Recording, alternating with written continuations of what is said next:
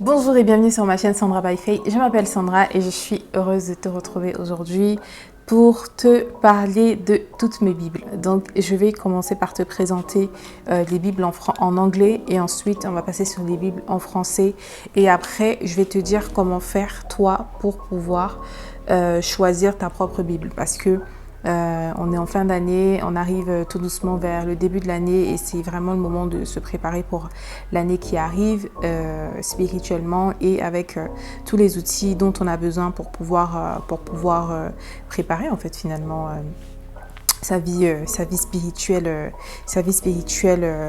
pour l'année 2023 et donc c'est pour ça que j'ai choisi de te faire cette vidéo-ci maintenant. On va commencer tout de suite avec la première Bible qui est la version NLT. Voilà. C'est la version NLT et NLT c'est New Living Translation. Et donc ça c'est la Bible d'études version NLT, la Illustrated Study Bible comme tu as vu. Et ce que j'aime beaucoup avec cette Bible déjà c'est la version parce que la version NLT elle est très différente de la version King James parce que la traduction, elle n'est pas pareille en fait. La NLT, elle est vraiment très terre à terre. Elle se rapproche davantage de la français courant en français ou plutôt elle se rapproche davantage de la seconde 21 en français où le langage est vraiment beaucoup plus courant que la King James ou encore la Louis II, tu vois. Donc celle-là, c'est la version illustrée. Bible d'études, version illustrée.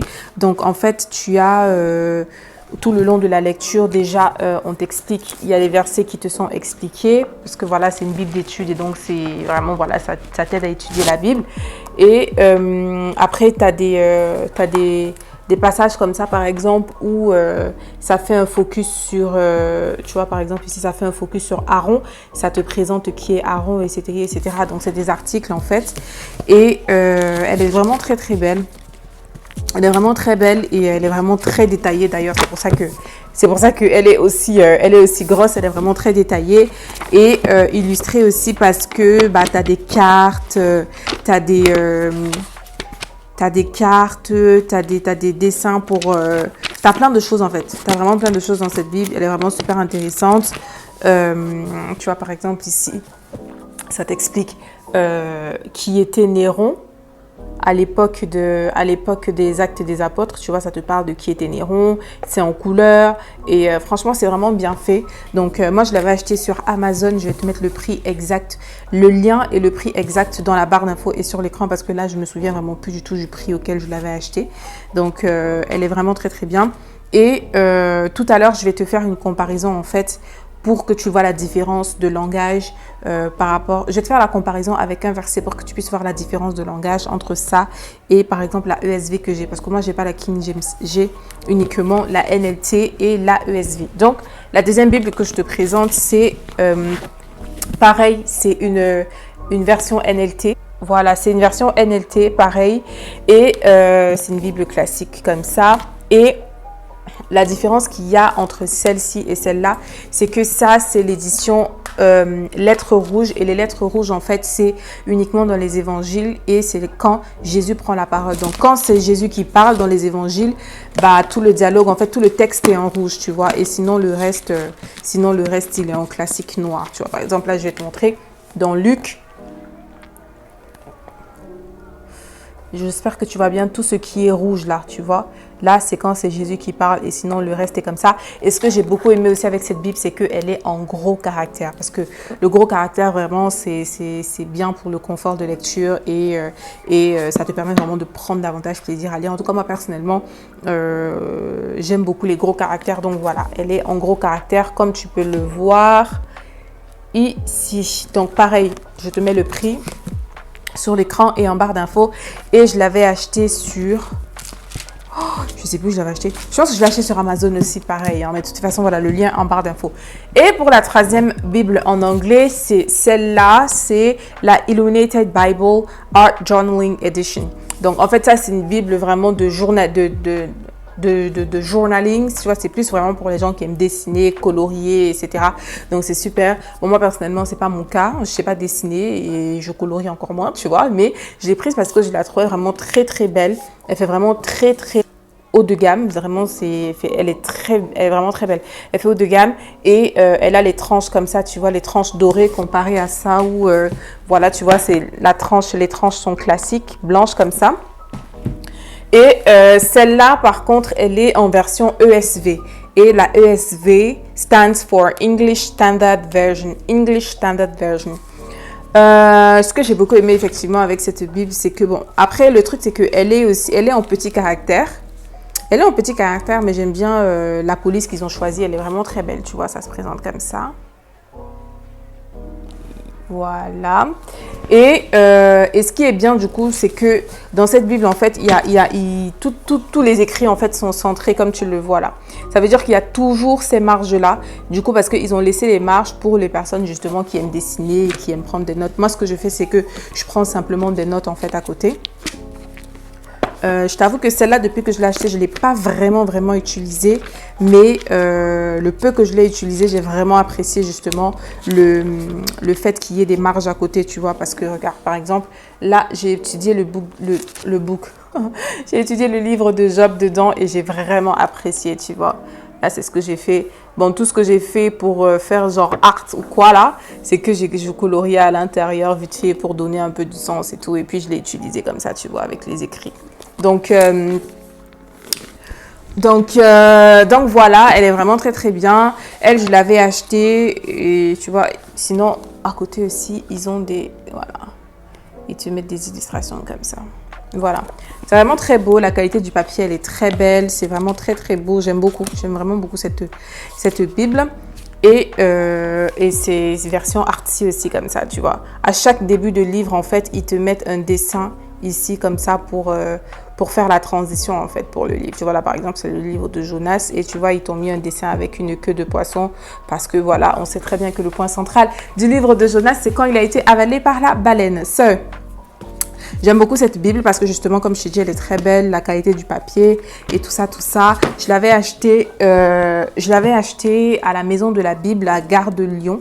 Si jamais je retrouve le lien, je te le mettrai en barre d'infos, mais sinon, je l'avais acheté en physique. Donc voilà. Ensuite, maintenant, on va passer à mes Bibles françaises et la première que je vais te présenter. Par contre, mes Bibles françaises, tu vas voir les couvertures, laisse tomber. Je les ai tellement usées et réutilisées et vraiment qu'elles sont toutes dans un état, enfin en tout cas les couvertures. Donc là, c'est la deuxième Bible que je m'étais achetée parce que la toute première que je m'étais achetée, je l'ai donnée à mon frère. C'était une Bible catho de Jérusalem, voilà. C'est la Bible de Jérusalem et j'avais commencé à l'utiliser, mais après je me suis rendu compte qu'il y avait plus de 60 livres, il y avait des livres ajoutés dedans et ça m'a beaucoup gênée. Donc du coup, bon, j'ai coupé les livres qui étaient en plus dedans, mais bon, après au final je trouvais que ça faisait pas trop, voilà. Mais bon, pour pas l'ajouter, du coup je l'ai donné à mon frère. Et donc ça c'est ma toute deuxième Bible en fait que j'ai achetée. Donc ça c'est la Bible version Semeur. Et tu peux même pas voir parce que comme je te dis j'ai tellement utilisé que ça s'est effacé, ça s'est laisse tomber. Mais celle-là je l'avais achetée aussi à la maison de la Bible, mais si jamais je retrouve le lien une fois de plus je vais te la mettre en barre d'infos et tu vois 2016, voilà, normalement tu as pu apercevoir, donc elle date de 2016 ma Bible, août 2016 et je me suis convertie en 2015, donc du coup jusque là j'utilisais l'autre Bible. Ici tu vois bien que c'est la version du coup révisée, voilà.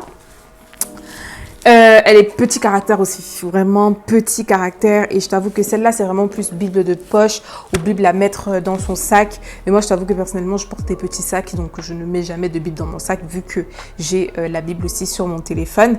Mais pour les personnes qui aiment bien prendre des Bibles dans leur sac, c'est vraiment un bon format. Il n'est pas trop grand ni trop petit et ça fait aussi que les caractères ne sont pas très petits. Tu sais comme les petites Bibles bleues, je crois que c'est les Bibles de Gédéon je pense. Comme les petites Bibles bleues là où c'est vraiment limite impossible à lire quoi tu vois, mais le caractère c'est comme ça, tu vois, c'est comme ça, la taille c'est ça. Et celle-là je l'ai utilisée, réutilisée, non mais laisse tomber.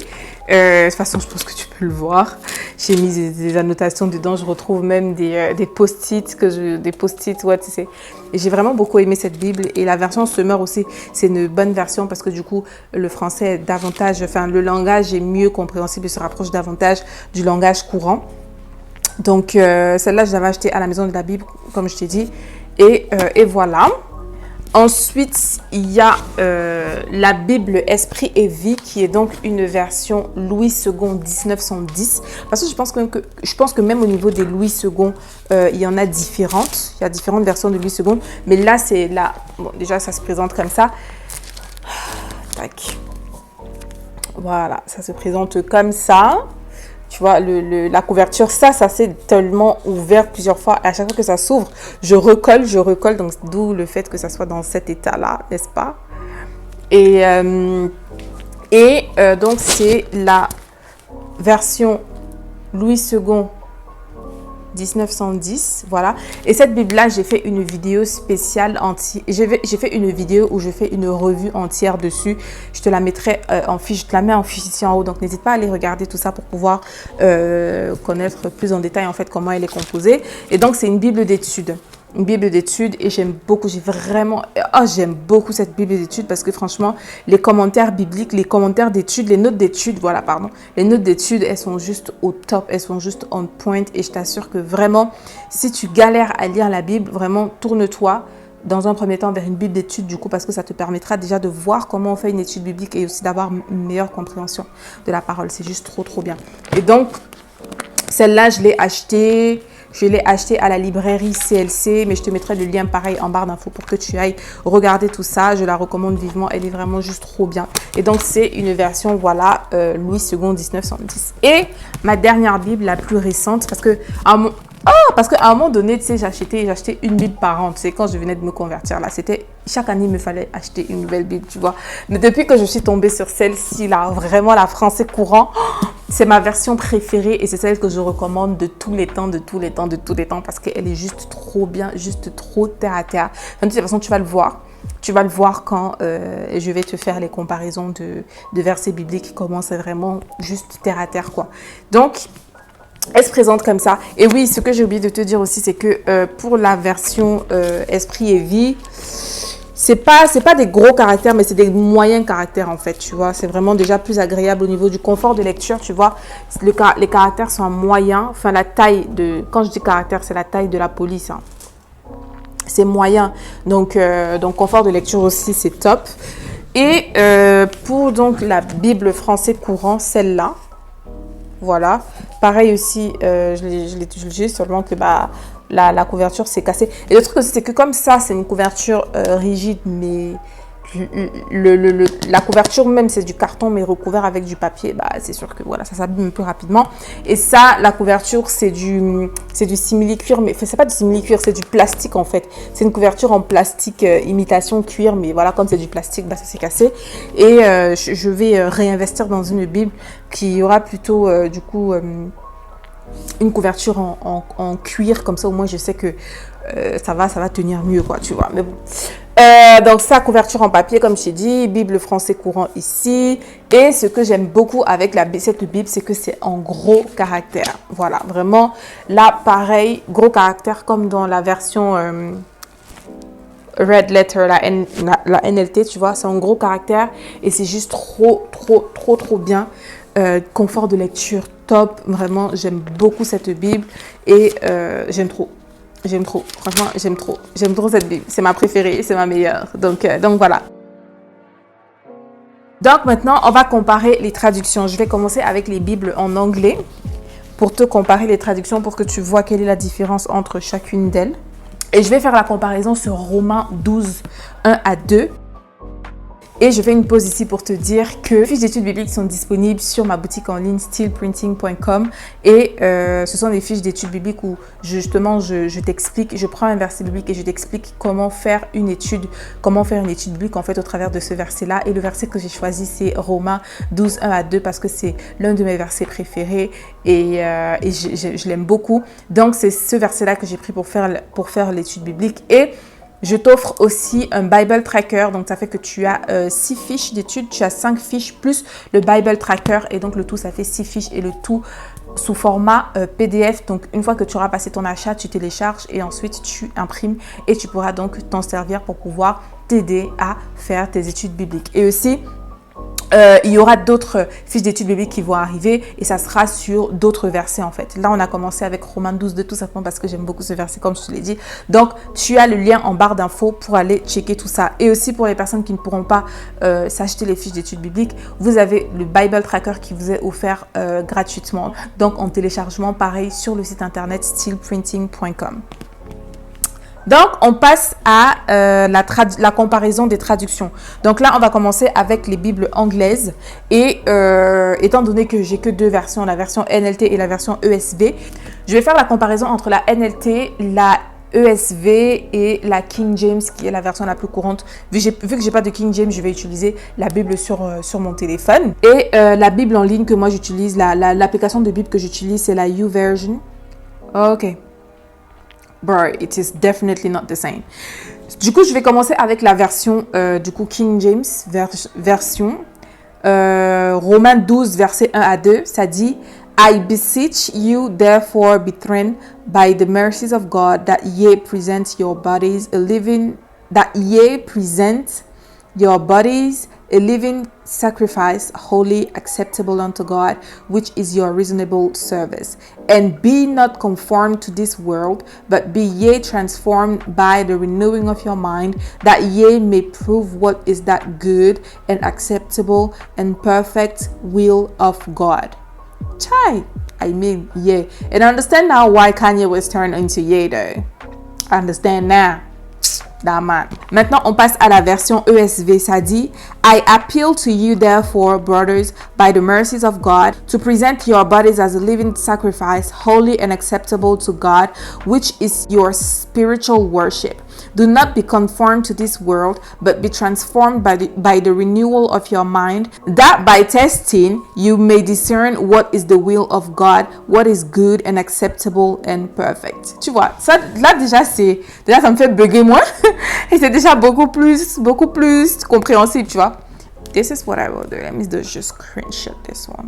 Ensuite, on passe à la version New Living Translation. Et ça dit: And so, dear brothers and sisters, I plead with you to give your bodies to God because of all He has done for you. Let them be a living and holy sacrifice, the kind He will find acceptable. This is truly the way to worship Him. Don't copy the behavior and customs of this world, but let God transform you into a new person by changing the way you think. This is so good, isn't it so good? I love this version so much. C'est tellement terre à terre en fait. Donc, tu vois, là, je pense que toi-même tu as pu constater, en tout cas pour les English speaking people, vous avez pu constater vraiment la différence entre les trois. Donc maintenant, on va passer ici aux versions françaises et je vais commencer avec la version Louis II. My Bible is so used and reused, man. Like if you see my Bible, right? It is coloria sur my friend. Ha! My Bible is so messy. Look at this though. Okay, it doesn't look that messy though. It doesn't look that messy on camera, but this is so something. Okay, wait. Now I will open it here on the Semeur. Everything that involves the Bible, me like it. My husband better loves the Bible though. Because, you know, I love this book so much. I love this book so much. So, je vais commencer du coup avec la version Louis II. Et je crois que dans les fiches d'études bibliques, j'ai utilisé la version français courant. Voilà. Donc, ça dit: je vous exhorte donc, frères, par les compassions de Dieu, à offrir vos corps comme un sacrifice vivant, saint, agréable à Dieu, ce qui sera de votre part un culte raisonnable. Ne vous conformez pas au siècle présent, mais soyez transformés par le renouvellement de l'intelligence, afin que vous discerniez quelle est la volonté de Dieu, ce qui est bon, agréable et parfait. Ensuite, on passe à la version Semeur.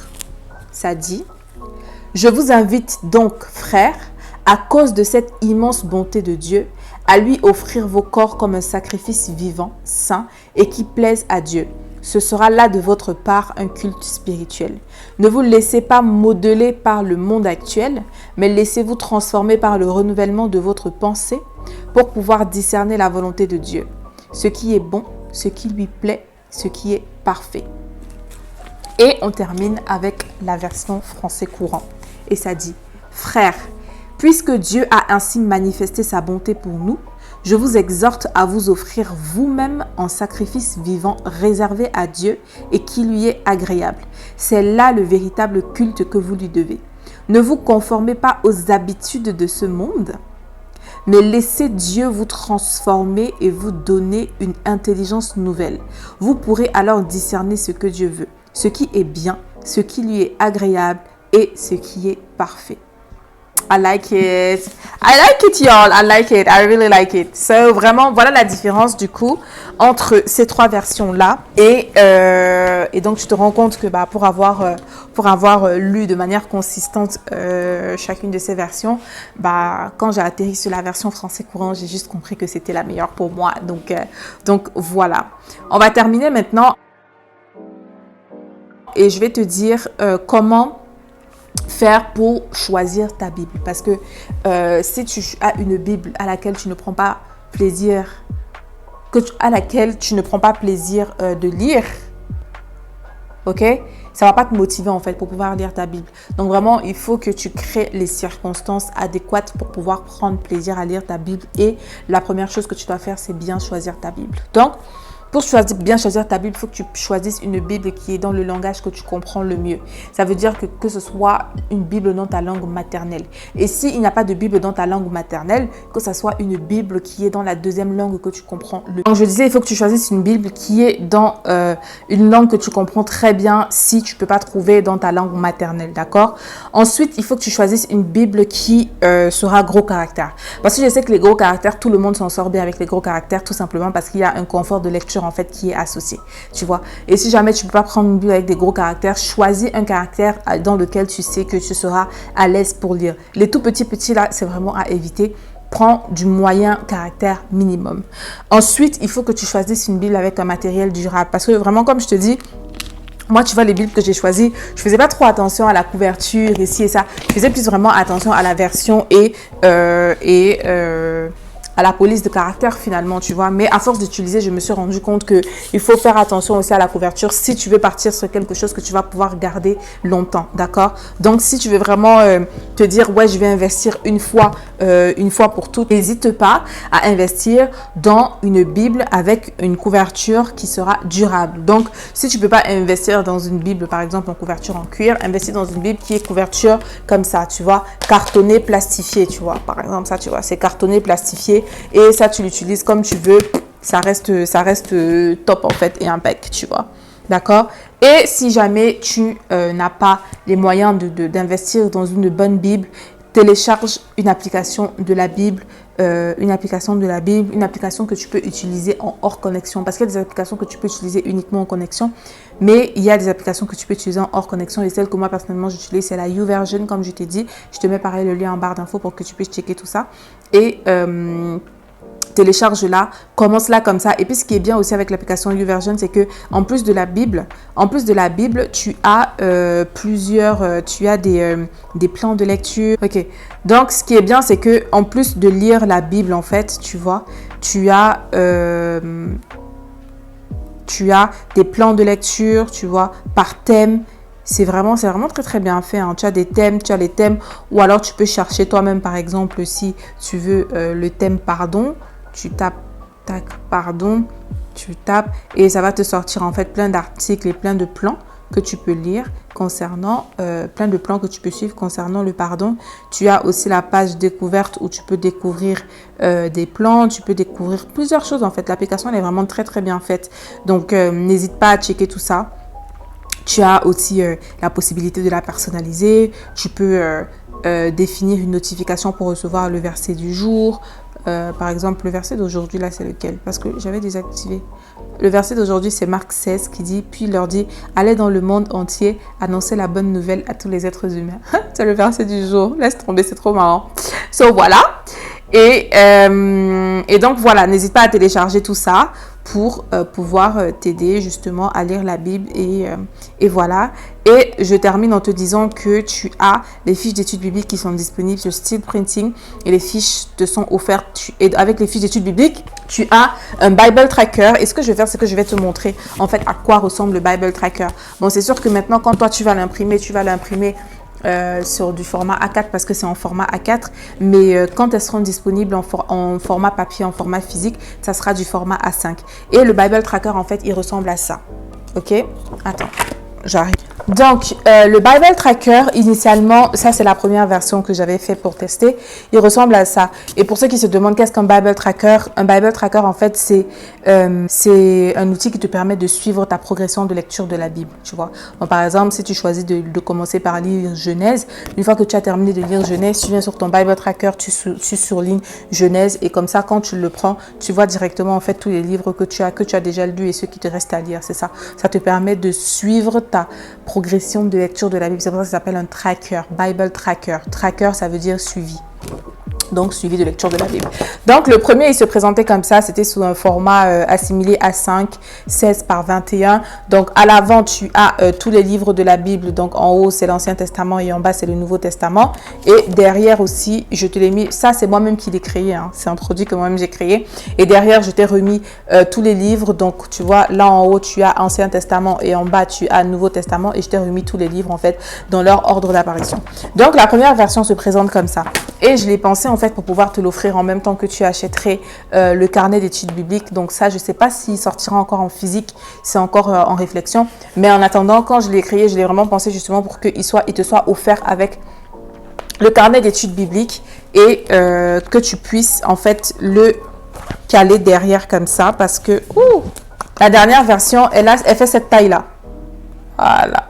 La dernière version fait cette taille-là. Tu vois qu'il y a une différence vraiment entre ça et ça. Elle fait cette taille-là tout simplement parce que j'ai voulu que ça soit facilement, que tu puisses facilement le glisser là derrière dans la petite pochette, tu vois. Quand tu termines d'utiliser ton carnet et tout, tu glisses dans la pochette et puis tu ranges en fait. Et dans la version améliorée, parce que ça c'est la dernière. Donc dans la version améliorée ici du Bible Tracker, ce que j'ai fait, c'est que pour pouvoir vraiment t'aider dans le suivi, comme c'est blanc, c'est compliqué, voilà. Pour pouvoir vraiment t'aider dans le suivi, sur chacun des livres, j'ai mis le nombre de chapitres en fait qu'il y a. Tu vois, par exemple, là dans Genèse, tu te rends compte qu'il y a 50 chapitres à lire dans Genèse, tu vois. Dans Genèse, il y a 50, ensuite dans Deutéronome, ensuite dans Nombre, ensuite dans Lévitique, etc. Donc, ça fait que, en fait, quand tu prends ton Bible Tracker et que tu veux choisir le livre que tu vas lire, tu vois directement le nombre de livres, le nombre de chapitres qu'il y a dans le livre. Donc, ça fait que ça t'aide vraiment à définir une stratégie de lecture de la Bible. Tu peux te dire, ok, d'accord, je commence par les livres, je commence par les livres qui ont moins de chapitres. Par exemple, Malachie n'a que 3 chapitres, Jude n'a que 1 chapitre, 3 Jean n'a que 1 chapitre, Jacques n'a que 5 chapitres. Tu vois ce que je veux dire? Tu peux vraiment t'en servir aussi pour pouvoir créer toi-même ta stratégie de lecture. Et une fois que tu as terminé de lire, tu viens, tu surlignes et puis tu vois ce que tu as lu en fait, tu vois. Donc, et derrière aussi, pareil, dans celui-là, je t'ai mis pareil aussi Ancien Testament ici en haut et Nouveau Testament ici en bas. Et l'Ancien Testament, je l'ai divisé en fait par catégorie de livres. Tu vois, là, tu as les livres, tu as le Pentateuque, les livres Sapientos, les livres historiques, les livres prophétiques. Vraiment pour que quand tu le vois, que tu aies genre un aperçu direct en fait de ce que la Bible propose et que tu puisses t'y aider avec ta lecture. Donc voilà pour ça.